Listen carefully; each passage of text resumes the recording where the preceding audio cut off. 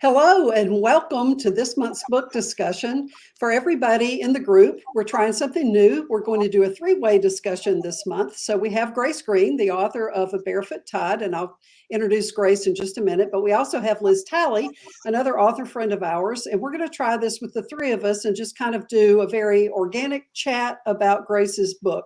And we'll see how this works out. And I do have the questions that you guys submitted, of course. So all right, so just a little bit about Grace before we get started. Grace Greene is a USA Today bestselling author of women's fiction, romance, and suspense. She's written 12 full-length novels and 4 novellas. Beach Rental was her debut novel and began the Emerald Isle, North Carolina Stories series, which has continued through the years to be the books her readers love the most. The Cub Creek series and Country Roads novels offer more mystery and suspense. The Wildflower House series is her newest. So, Grace, the newest series, the 2-book, is The Barefoot Tides, and that is set partially in Emerald Isle, or mostly in Emerald Isle, but there's another series called Emerald Isle. Can you just sort of explain to us how all that is connected? Sure. So the original series begins with Beach Rental, goes to Beach Winds and Beach Wedding, and that is the Emerald Isle and North Carolina series. After that, and while I was writing that, I wrote a bunch of books set in Virginia, and those have more mystery and suspense in them. I wanted to write something that would cross the two. I wanted to take my characters that I love in the Cub Creek books set in Virginia and bring them to Emerald Isle so I could go to the beach again. So that's what we did. And I developed a character in A Barefoot Tide known as Lillian Moore, who is born and raised in Cub Creek and has never been to the ocean, which, believe it or not, really does happen. People can live within 2-3 hours of the ocean and never get there.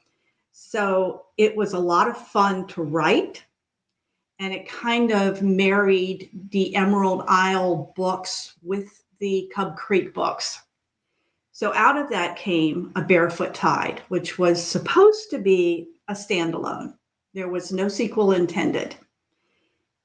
But when I wrote the ending, I realized it wasn't a very good ending. It was missing too much. It was not satisfying. And so I wrote, within a very short time, A Dancing Tide, which really finishes it off. And I think the 2 books together make a really great pairing. I guess that's about it. There's a couple of characters in A Dancing Tide and A Barefoot Tide that are also in the Emerald Isle series. But rest assured, I am very careful not to do anything that would ruin the reading for someone who's reading one of the other series. I just love it when I'm reading a book and some character from the series I've already read pops up in it. I love that too. Yeah, that's fun. Old friends. I love creating characters that are, that readers sort of connect with like friends, and they like to visit with them again and again, and so they're happy to see them in another book or whatever. So I love that connectedness. Yeah. Okay, so Amy, you have so I did have a couple of questions. I finished the book. I loved the book. I thought it was delightful. It was charming. I kept thinking, this is just such a charming book. And I really connected to Lillian a lot. And I'll tell you why. Because I grew up in a small North Louisiana town. And the first time that I saw the ocean was when I was 17 or 18. I was older because my family didn't go to the beach. It was over 6 hours away. And I can remember, and here's the really horrible thing about that. I didn't go to a very nice beach. So I'm from Louisiana, and I have relatives that live on the bayou, or as we say in Louisiana, down the bayou.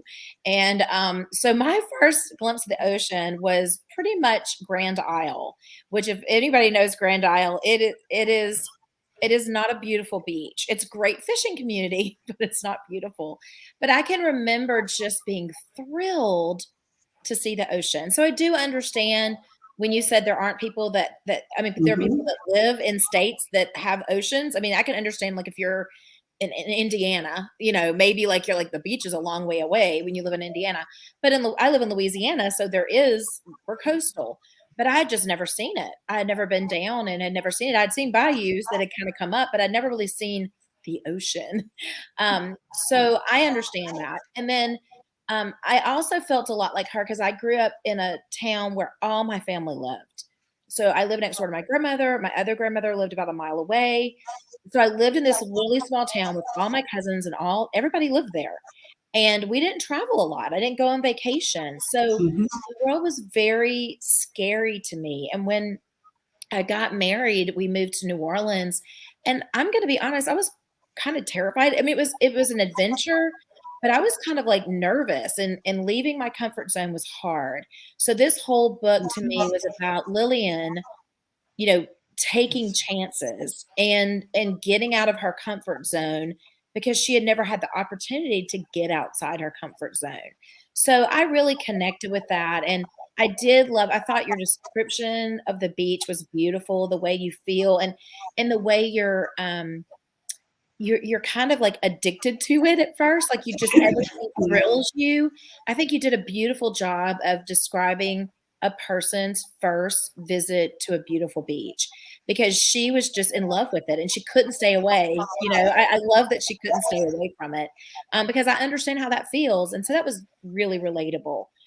So anyway, I've never been to North Carolina. I've been to South Carolina beaches, but never been to North Carolina.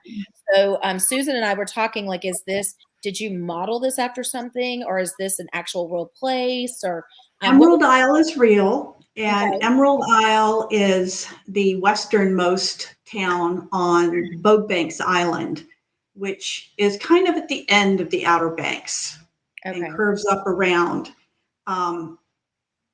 It's attached to the mainland by a bridge at either end, so you don't get through traffic. So it's just a lovely place, mostly rentals, few homeowners. And it's one of my favorite beaches. I was introduced to it by my aunt and uncle. Now, I'm embarrassed. I'm embarrassed here. I have to say, I'm actually from North Carolina originally. Now, I've lived in South Carolina for a very long time, except for that brief little hop in North Carolina recently to be close to my parents for a while. But I grew up in North Carolina, and I have been to North Carolina beaches. I've been to the Outer Banks several times.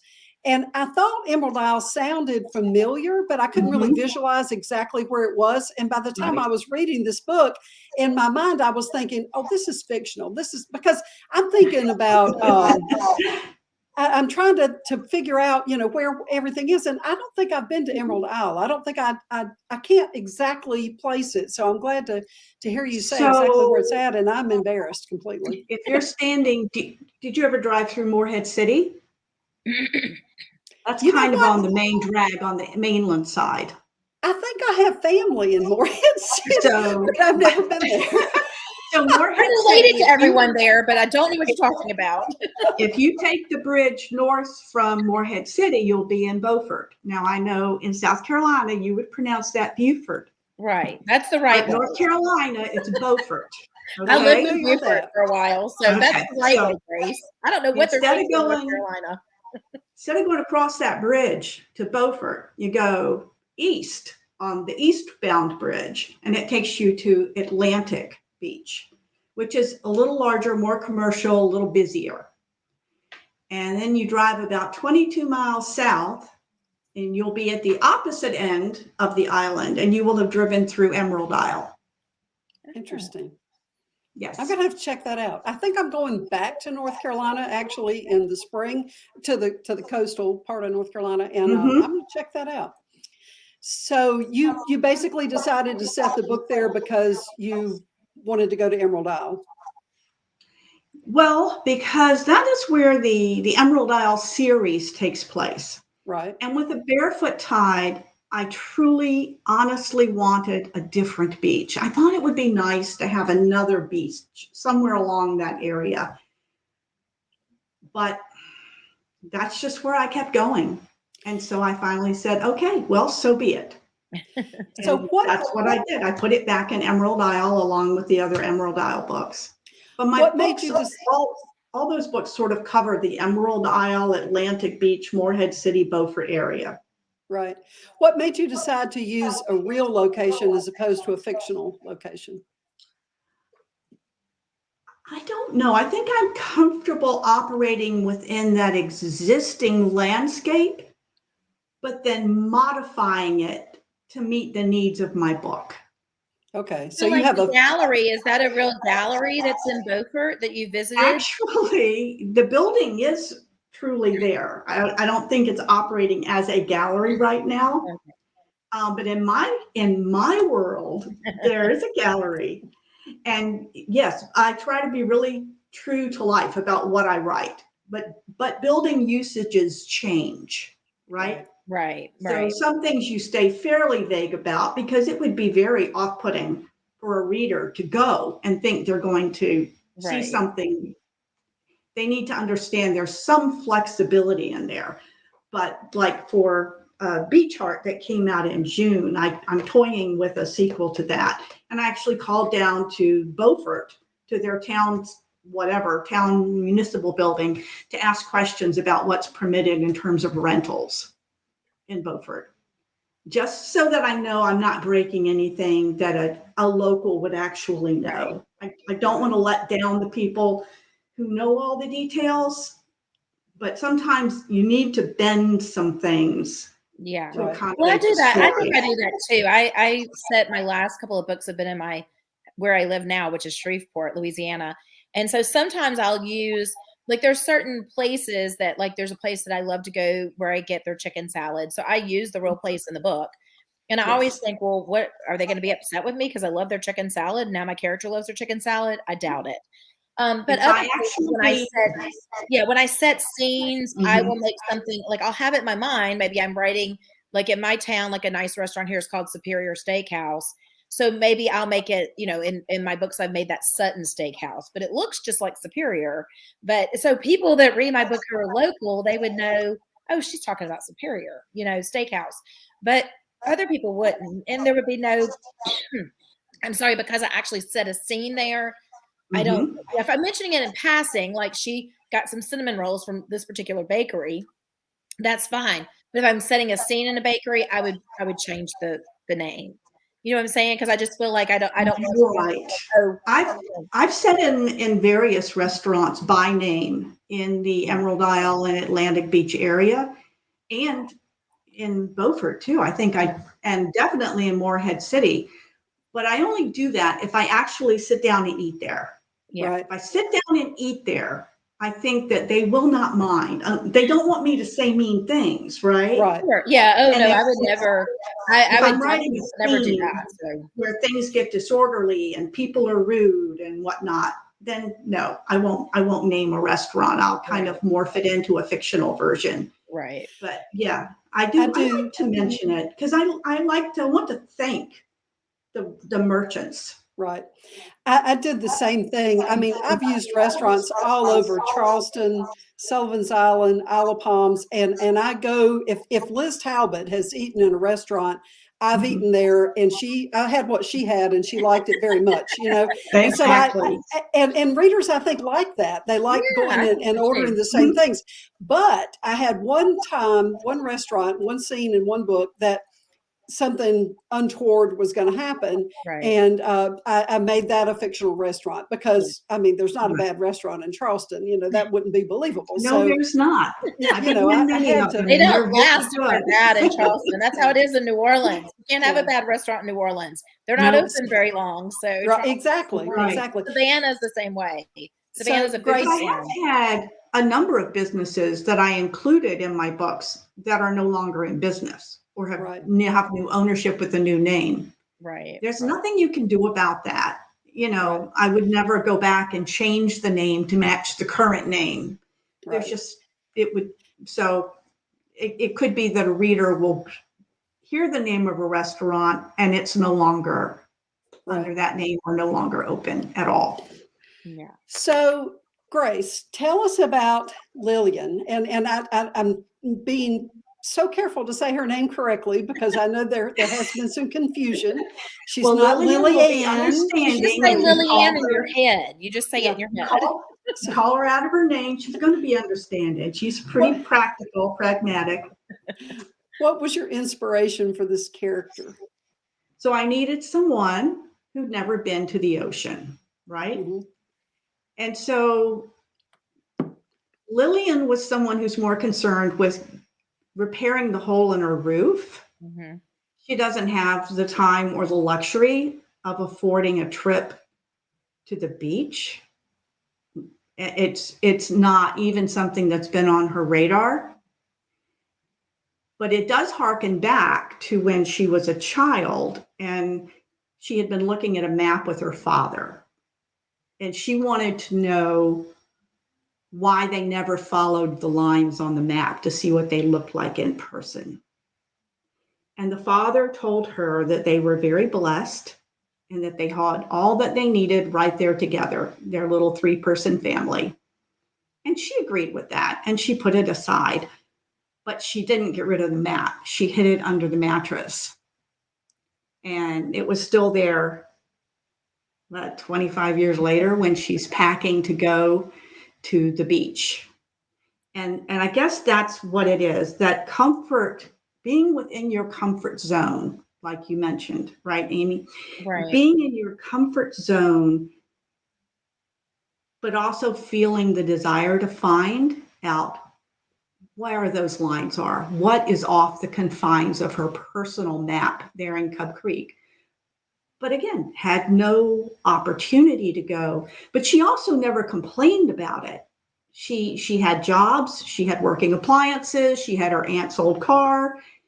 She's not a complaining person. She just She's a makes the make-do best. person. She makes, She's a make-do. and there's nothing frivolous about her.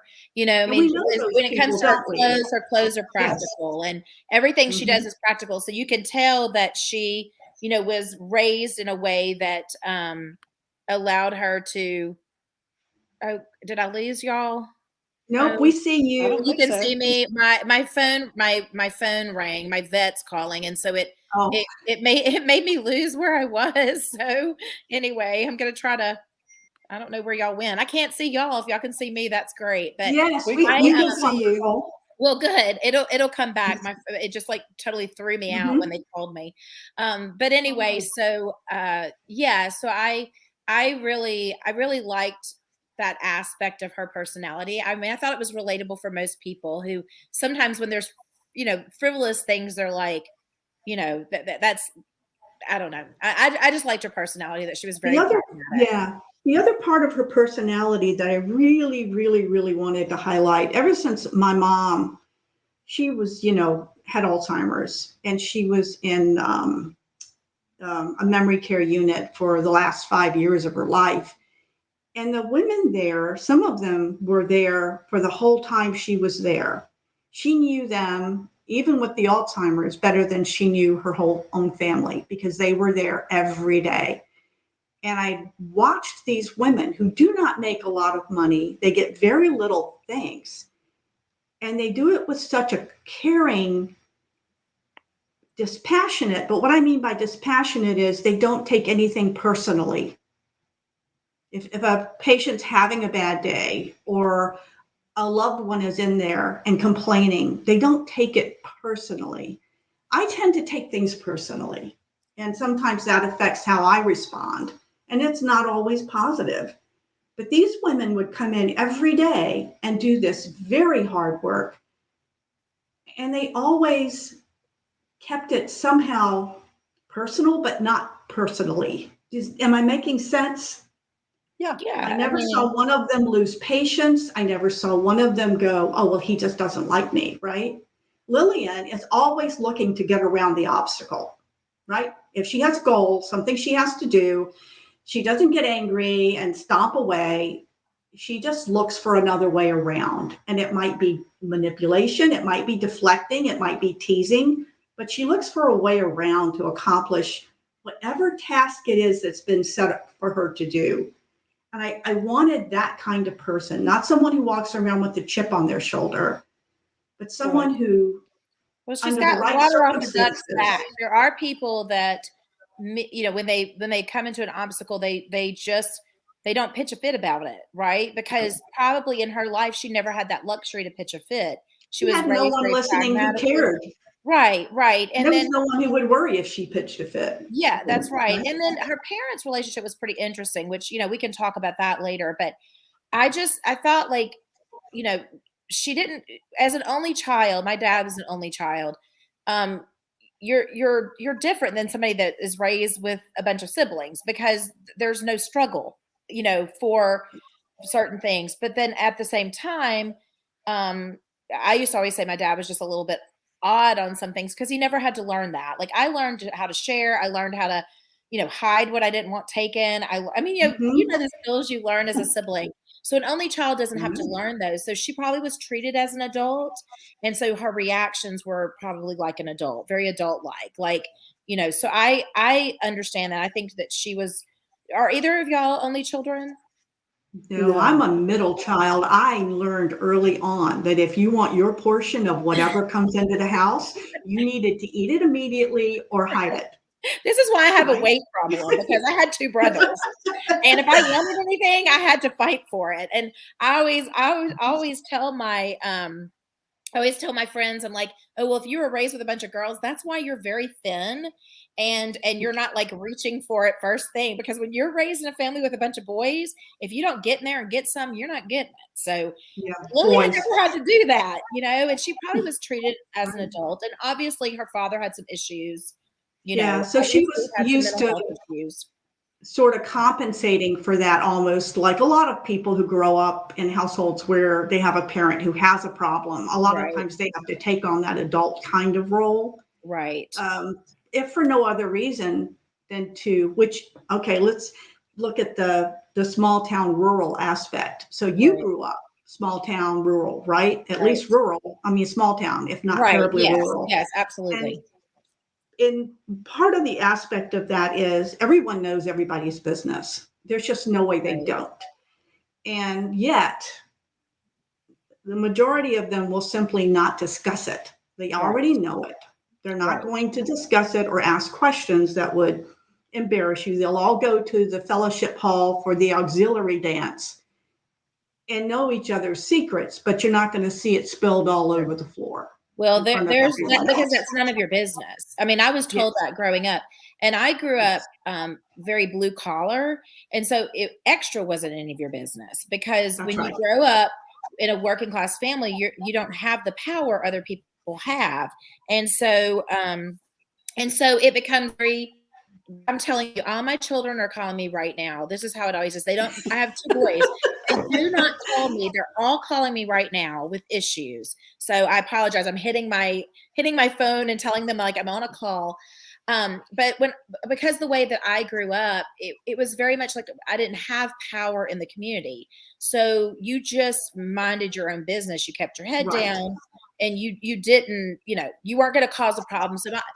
And that causes other issues as you become an adult, which, maybe why I related to Lillian pretty well, because then Mhm. you don't sometimes feel like you have a voice. Like, when you don't Right. feel like you should interfere or say anything because it's not your place. And so You I was don't want to attract the attention of right, things like teachers or social services because you don't, what you have, you feel is the best thing you can have. And right, if even though you may not be in the best position to assess that, right, was she? Her mother loved her. Her father loved her. He just right. had problems. Well, And the he mother he was, obviously had. I mean, and we don't want to give away too much for the book because we want right. people to read the book. But obviously, he was battling some issues that caused anxiety and depression. And so that's hard. I mean, I know like if you live with a parent who has those issues, it's difficult to navigate. And then obviously her mother and her father were very much a team. Like my husband's parents were like that. Mhm. They were a team. Right. They were so in love and such kind of like rescued each other when they were young, and they were such a set, and so I understand exactly. Actually understood the mother and what happened in Mhm. regards to, and like I said, I'm not going to give it away, but Right. anyway, yeah. And with It Lillian I going thought that to was the very well beach, written and very accurate. with Lillian So going a to the lot. beach, it I'm gave her sorry. that chance. I'll just finish that thought. It gave her the chance to see a different way of life, to observe people with agency, people who had some level of power within their lives. And Lillian, if nothing else, she's a learner. So if all she ever sees are the people who are trying to accommodate each other and live their private lives, that's what she learned. She goes to a place where that's not necessarily true, and she learns more. And she ends up ultimately taking that back with her, and that's what gives her the power to change her life in the way she sees fit. Right. Right. So I think a lot of people connected with Lillian just reading through some of the comments in the group and all that. There were several very lovely reviews. Grace, I don't know if you've seen them, but I think the group overall really enjoyed the book. There was one person that kind of made me laugh. She said she kind of gotten aggravated at Lillian, and I love it. Even if somebody says something like that, I love it when characters are real enough to a reader that they can get aggravated at them or whatever. And That's like right. my mom was talking about a book recently that she read, and it's like there was a woman in there who she said was just mean. She was just mean. And then she said it took her 3 volumes to get straightened out. And I thought that's hilarious. And it's great that you cared enough about that character that you had to read all 3 volumes to see that she was straightened out, And so that reminded me of that, that some they Yeah, had I like connected that with her. too. That's what what we want to do. They don't realize that that's what we want to do. We want to write people that you're like, oh my gosh, I can't believe she did that. When I read that in reviews, I always kind of chuckle because like people they take it personally. Like in my new series, I had a little review, and she was so angry at the people in my book treating this other, and I got so tickled because I was like, it became so real to her. Like it felt like she was defending a friend. Like when your readers feel like they're defending a friend in your book, then That's you know awesome. that what you're doing is working. So I got real tickled about that too. So that's great. If they're mad at Lillian because she was being stubborn, which she's stubborn. I mean, she's got a little stubborn. She is. That's but why would she have survived as well as she did if she no, I don't wasn't? think she would, but that's, you made You her gotta be extremely stubborn. well-rounded because I was a little aggravated too. I'm like, well, she's just leaving. She's not going to say anything. But here's the deal. That's an authentic reaction to someone who is in Lillian's position. And so that's one of the things readers forget. You have to look at the situation. Are these characters being defensive? Is it realistic what they're doing? If this was a real life situation, would that person run?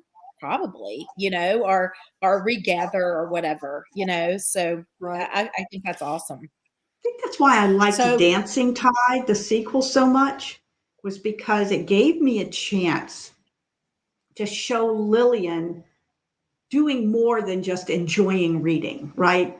She actually took that agency and moved forward with it. And there are some scenes in A Dancing Tide I just read, and they're like, you've heard the phrase butter, right? In fiction. And those are the scenes that kind of just, we go, oh, right? And we just want to climb into. And there are several scenes in A Dancing Tide that affect me that way. Oh, that's awesome. Well, I've got to read it now because I just finished this one. And so, and I didn't realize you had a sequel featuring them. So I guess now I have my reading cut out. It picks up a week after A Barefoot Tide leaves off. Oh, okay. I'm looking forward to that too. Yeah, Merrick actually comes to the house in Cub Creek. Yeah. And Merrick was so much fun to write. Yeah, he was great. He's a great character. Grace, just for the benefit of everybody else who might not be familiar with that term, will you tell everybody in the group what you mean by butter? I mean, I know what you mean, but not everybody will. Well, as in my understanding, and it's a relatively new term using it that way, but it's the one where the resonance hits the reader so strongly that they are right there in that. It's like spreading the butter on the roll and it's melting all over, and you pick it up and you have to be careful how you hold it because it's going to dribble, but you don't care, right? You are in there and the resonance. Now you're making me hungry. And the resonance has you, and it gives you that feeling of connection that's so strong. You feel the in you. Mhm. Yes, that's Well the best I put, can do, well guys. put. We always You want did lots good. of butter. Yeah, exactly. The more Yeah. butter, the better. The So more butter. Kathy Oswalt wanted me to tell you that, Grace, you are her new favorite author, and she is so glad to find you. Aw. Thank you, Kathy. And Claudia Reed said the characters in this book seem very real and seem to evolve as they go. Have they done this, or is it carefully plotted? And I guess kind of she's asking here, are you a plotter or a pantser? Did the story I'm a develop as you pantser went along? all Yeah. the way. I don't know what's going to happen until it happens in the book. I may have to go back and amend it a little bit or remove a scene or enhance a scene. But I did not know. When I was writing Lillian's setting, I could see the house in my head, and I could see the backyard where the fire pit thing is. And then there was suddenly this shed, only it got bigger and it became a barn-like structure. And I did not know what the significance of it was, but I knew it had a part in the story. I didn't know what was in it. And so that all comes as I'm writing the story. And wow, I was really shocked. I had to I do was some too, research. but I love that part of it. I really love that part of it. I had to call At my the end, I son was who's in super the Air excited Force. for it. So Yeah, that's why people need to read it so they can find out what's in the shed. well, no one can really know, like some people kind of know how a book is going to go. And I guess that's valid, totally valid. But to know specifically, they couldn't possibly know because I don't know. I Yeah, have Right. yeah. no clue. No, I had no clue. I think that was surprising at the end. I knew, I mean, you let that be. You mentioned it early, like what her father did and Mm-hmm. why it was important to him. So I knew that aspect of it, but I didn't realize until the end. I was like, oh, because you allowed it. There might have been a little mention on something that she wouldn't let somebody in. Maybe early you may have gone back and kind of Early added on, that right or at the something. beginning, when Yeah, she's getting ready to leave for Emerald Isle, and she right, goes, you know how you check your doors for your house, right, and the windows are shut, and the toilet's not running to overflow, and stuff like that. And the last thing she does is she goes out back to the shed, and she takes the key out of the pendant and unlocks it and right, peeks in. But other than glints of metal, I right. don't tell you what's in there. Right. You Only know, there's that a the dust propeller. That's the only thing you know, that there's a propeller because you tell when Yes. she shares with Merrick, kind of like what her Yes. father, like he had collected these different You need things. to read A Dancing Tide. I'm Yeah. telling you, if you like that part, you I got to will go like into it. A Dancing I didn't know Tide. you had to follow it, so I'll be reading it. Yeah. So it was The Dancing a Tide. really great book. And I tend to be someone who I what I liked about it, this is going to sound really odd, okay? But it was a book that I thought was so well written and very intriguing, and I really loved the depth of character, and yet it was a sweet book. So there was no bad words. There was no the sexuality, the attraction between Davis, who is kind of a little bit of a love interest, right? But Right. really more of a friend and someone who kind of challenges her a little bit. That was a very interesting relationship to me. But as far as like anything that would be, I mean, anyone can read this book. A 12-year-old can read this book. Anyone can read this book. And so, my books are not always like that because, but it's funny because I don't tend to read a lot of sweet books because I find them a little too saccharine and I sometimes get not into some kind realistic. of, Yeah, well, deeper sometimes not topics. realistic, but it wasn't until I finished the book and I enjoyed the book. I mean, I read it. I couldn't wait to go to sleep each night so I could pick it up and read it. But it wasn't until the end that I realized, I was like, there's no bad words. There's no bad language. There's nothing that anyone could ever have anything against in this book. There's nothing like that. And that was kind of a revelation to me because there are very few books that I read that are super, I would say, clean. I mean, the romance world or the world doesn't really love that as a to name a book but for me, like, I was surprised at how much I really, really enjoyed the writing and characters, and I didn't have to have that. And so, that was interesting to me too, that I liked it so much, because a lot of times I don't tend to like those books because I feel like they're very, I don't know, kind of saccharine or inauthentic. And I know what you mean. Yes. you know what It's I mean. not meant to I be don't know how to say it the sweet. right way. Yeah. But yes, no bad words, or rarely. Yeah. I think she says darn. Yeah, but I mean, yeah, that'd be about it. But Yeah. I think that's important to a lot of readers. I think there are a number of readers who are looking for books that don't have those things in them, but they want a real and authentic story. So, I mean, I Right. think it's great too. I think you did a Yeah. great job giving the readers, giving us readers something that is real and authentic and just Meaty. It was meaty. meaty. You had a Thank lot of you. meat That's a in good that word, book. meaty. Yeah. And yet it doesn't have some of the things that, frankly, a lot of women just don't want to read anymore. They don't want to be exposed to it. And, it's interesting. I find that more lately, I want not sweet, not clean, but I'm happier to not have those aspects. And I think it's because things have gotten rough in life lately for all of us, the pandemic and all of it. And I kind of like my escapism to be just a little fluffier than I used to like it, because life is a little harder than it used to be. So I'm liking a little more tough, a little more cushion between me and some of the harshness or whatever. So I'm liking my books a little sweeter, I guess. I just want the reader to walk into it and feel like they understand the setting and know the people, to feel sort of at home, but slightly off, slightly different. Yeah. And in point of fact, there are a number of scenes in there that are actually personal to me. And a lot of them are a little different, little odd things, like where she talks about she only has 2 pair of shoes. The old one that she wears to play in when the weather's bad, and the pair she wears to school and church. And in between, she's barefoot, because just to go outside, you wouldn't waste a pair of shoes. And that was my childhood. So there's a lot of things in there that really are true. But I try to shave off some of the really unhappy stuff and maybe elevate other things. I need a book with hope.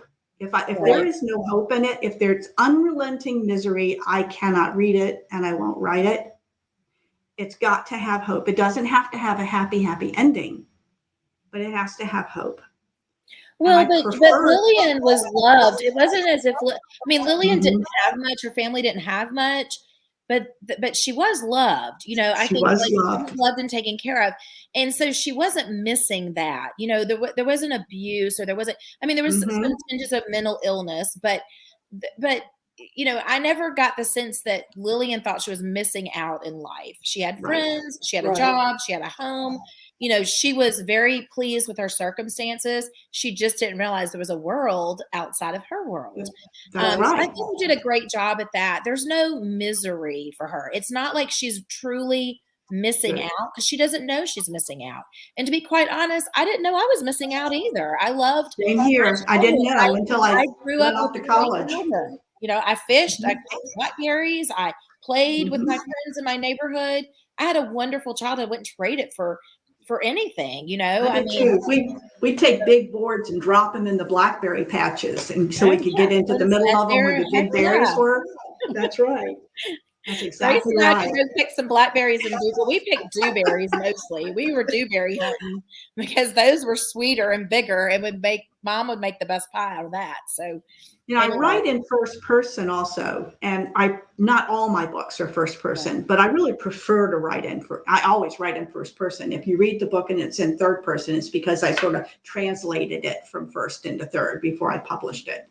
I really prefer to write in first person, and I know a lot of readers don't like to read first person, but it's a much better connection for me when I'm writing.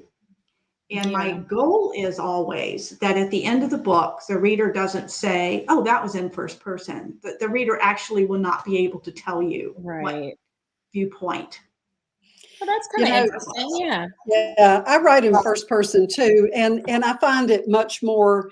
I connect to the characters much better that way. I've tried it both ways. I Yes. actually tried it both ways with my first book, just to see which way I was most naturally, what was my most natural voice, and first person does it for me.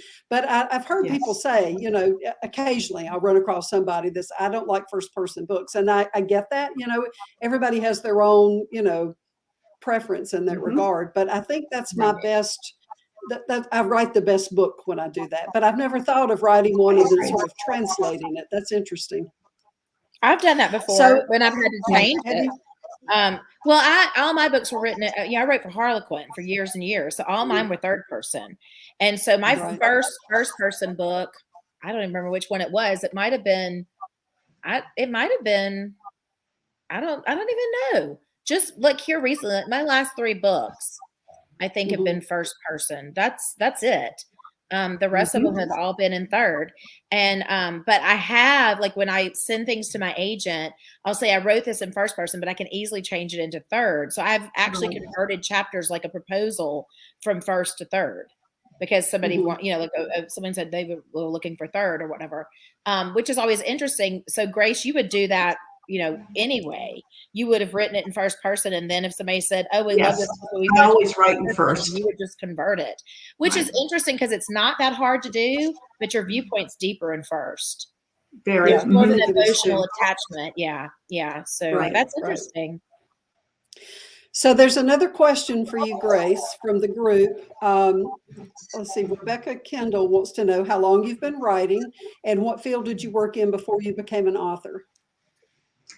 I started writing long, long, long ago in the old days where we had typewriters and would mail up boxes of paper off to go to some editor's desk. And I kept getting interrupted with life. I got a really nice response way back when from St. Martin's Press, and they said, write us another one because this one's too sad. And I didn't have any resources to get through a second book. It just Right. stopped. And I didn't know how to get past it. So I went back to raising my children and doing all the mom stuff and the wife stuff, and eventually went to work. And I kept starting books all through those years, and they just would sort of dry up around the third Yeah. chapter and blow away like dust. And I worked all sorts of jobs. That's why I know about customer service and running registers. I had wonderful jobs too. My last job before I quit and went to writing full time was in risk management for a large financial corporation. And I love that. Got your fingers in everybody's business. Yeah. So I thoroughly, You knew thoroughly loved everything it. about everyone in town if you were doing risk assessment. I knew all the stuff that was wrong in the back end of your credit card company's system. Okay. So I thoroughly enjoyed that. That was, I think, my best job. But I've had some really interesting ones through the years. And I always felt like, wow, why can't I find the thing I'll stick with, right? Mm-hmm. And then when I started writing again, that was about 20 years ago, we moved down to Richmond. We had been living in Northern Virginia, and we moved down to Richmond because we could. And it made sense because my parents lived here and my father's health was failing. And so we moved down here, and I didn't get a new job right away. And I thought, I'm going to write again. And this time I'm going to stick with it until I actually get it published. And then it wasn't long after that the whole ebook thing came along, and the digital presses started up. And so I stuck with it then. But the first one was not actually published until 2011. So 10 years ago, 11 years ago, 11 years, Yeah. 11 and a What about half. you, Susan? What did you do before you were a writer? So I was a computer programmer and then sort of Oh. segued into a systems analyst and then a project manager. And then I worked for my last job in industry was for a ladies retail apparel chain. And just because it was interesting to me, I moved into planning. So I was doing assortment planning for their new stores. And then that company went out of business. And, you know, by that time I'd kind of specialized myself a good bit. And so to get a comparable job with a comparable paycheck, we would have had to relocate it. And we didn't want to move. And my husband knew that I wanted to write and had wanted to do that for years. And I had that book in a drawer that I'd written, I don't know, 5 or 6 or 10 chapters of, but had never been able to finish. And the kids were mostly grown at that point and mostly out of the house. And he just said, why don't you give the writing thing a try? And I was like, all right. And I did that, and I have never looked back.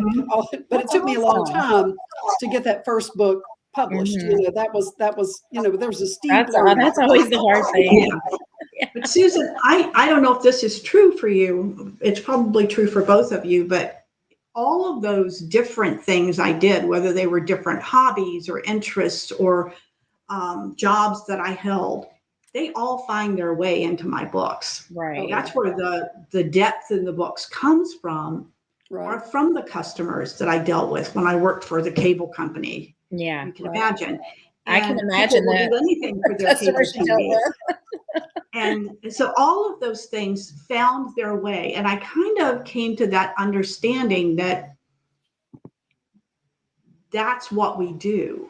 Right. We're not really moving from job to job or hobby to hobby. We're inputting all of that learning. Right. We're gathering information.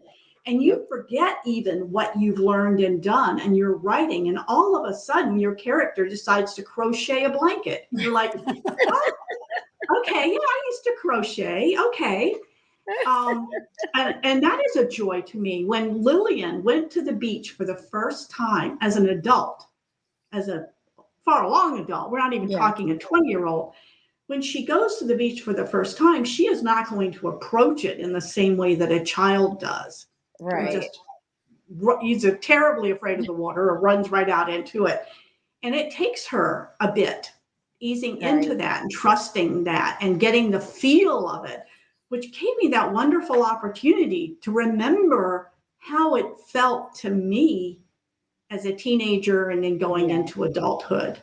Yeah, when she goes under and she has to figure it all out and then she gets really calm, I was like, yeah, I felt that feeling before, because you don't realize how the ocean is until you go in, that it can pull you under, or a wave will slap you in the face and knock you down. Yes. There's a lot. I went out on my own one time and it happened to me. And that's where that came from. It's scary. And I love how Miranda always comes to her rescue. Yeah. Don't you love that? Miranda's just always there. She's a lurker.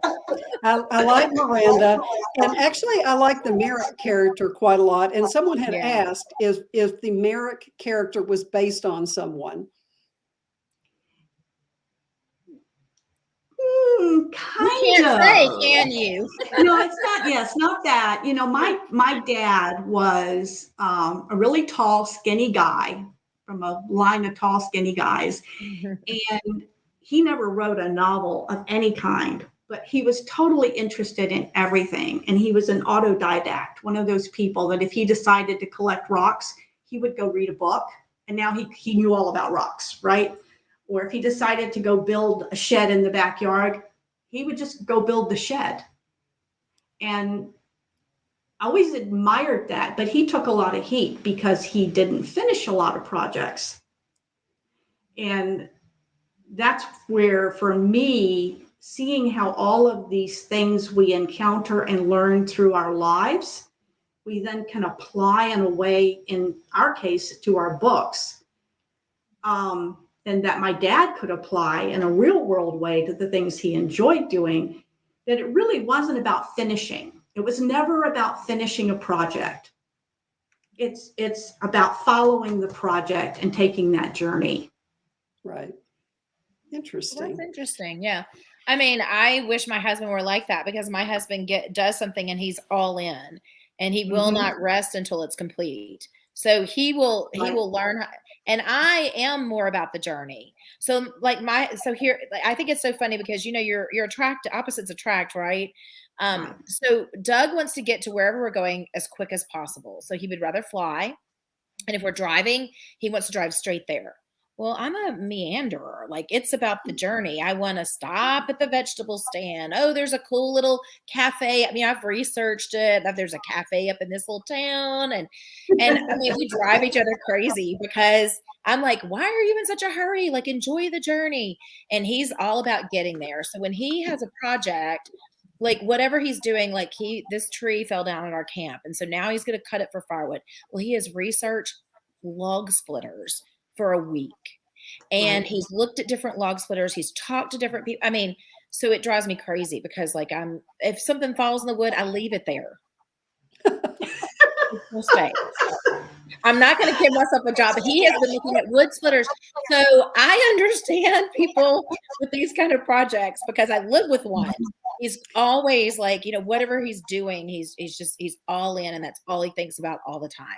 So I kind of wish he'd be like your father. We wouldn't have to worry But about my it. dad was not cranky. My dad was not a cranky kind of guy. He was a really mild, even-tempered guy. So it's hard to say. I mean, when I think of Merrick, I really kind of think of my dad just in terms of appearance. Yes.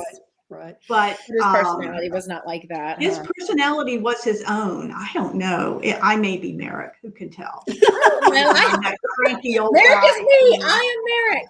But you know I am what? I am like Merrick secretly because hiding even though in he this had a body, and I'm freshness, actually, he yeah. was tender inside. I mean, and I can't give it away, but some of the things that he does are just so tender.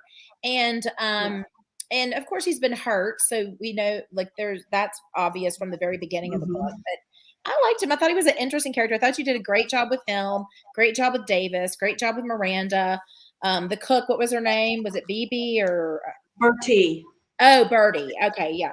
Yeah, So, there is a county in North Carolina called Bertie County, oh, and Bertie. that's where the Okay. name came from. Okay, Bertie, Bertie. Miss Bertie. Interesting. Well, they were all very well-rounded characters, very They were. quirky. So I love my people. You did an excellent job, Grace. Good I job. thoroughly enjoyed this book, and I know a lot of the members of the group did. And thank you so much for chatting with us today about this. And we're going to have to wrap things up because we've been talking for nearly an hour, long and I time, feel I like we know. could go for two. I Because told this you is I knew just how to fun. talk. Well, no, and I love this. This is fun. We could talk for 2 hours and it'd be great. But We we would bore probably need to everyone. wrap it up because we're gonna, I'm not sure how long people will listen to us chatter. So And we'll anyway, be chatting in the Facebook group. yes. So I tomorrow will when post. the video is live. Yes, I will post this tomorrow evening at 8, and then if you guys want to pop in, and Grace, you answer, well, both of you answer questions, whatever, and just contribute to the conversation, that'd be great. But I did want to ask you, Grace, before we go, what you're working on now and what your next book is. Right now, I'm working on several things. I would like to write a sequel to Beach Heart, the one that came out in June. And so I'm working with that. But then I'm also working some that are more in the Cub Creek vein. I really would like to do something with more suspense and some, not thrillery, but a little more suspense mystery. Right. So I've got a couple of those that I work on every day. We'll see where that goes. Interesting. All right. Well, thank you very much. Thank you both. This has been so much Yeah, it fun. was I really fun. hope you enjoyed it as much Thank as I you. did. Yeah, it was great. I Thank you love for it. the opportunity. Oh, thank you. And hey, I hope we do this again next month. Maybe we'll add someone else to the mix to chat. That'd be And fun. but we've had a couple, just for the benefit of everybody in the group, we've had some sound issues that we haven't had before. And I think it's because I think we all need noise canceling headphones. I think Okay. that's the key. So maybe next time we'll give that a try, and apologies to everyone. We didn't get that worked out ahead of time, but next time we'll use the noise canceling headphones. We're learning as we go with this process. And anyway, I look forward to doing this again. You guys take care and have a good afternoon. And Yeah, it was great. I'll see you in the group everybody. tomorrow night. Thank you. It was a great book, Grace. Thank you. Thank you so much.